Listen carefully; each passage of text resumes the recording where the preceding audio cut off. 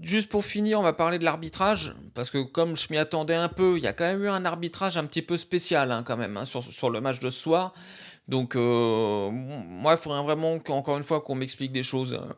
Le Real s'est permis de faire des choses tout le match sans avoir aucune sanction.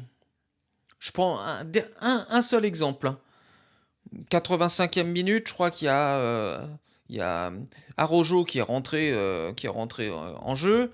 Il se retrouve dans la surface de réparation sur un centre, alors qu'il était peut-être un petit peu long, donc je suis pas sûr qu'il l'aurait eu. On voit un Carvaral qui joue absolument pas la balle, qui ne la regarde même pas, hein. Il regarde uniquement le dos du joueur, qui lui fout un coup de tampon dans le dos. Il fait son malin en lui disant qu'il fallait qu'il se relève. Et là, il n'y a même pas consultation de quoi que ce soit pour une possibilité de penalty. Moi, je comprends pas. Sincèrement, je comprends pas. Je trouve que on laisse la possibilité au Real, mais ça c'est depuis toujours, hein.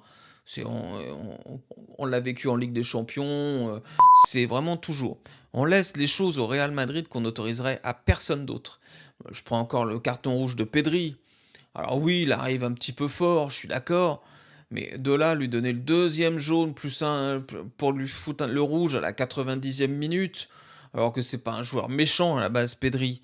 Alors que quand tu sais que toutes les fautes qu'ont pu faire Madrid, alors qui n'ont pas été sifflées du tout, moi sincèrement ça m'étonne pas qu'à la fin ça soit parti un petit peu en vrille, parce que l'arbitre a mis un climat un petit peu négatif sur tout ça.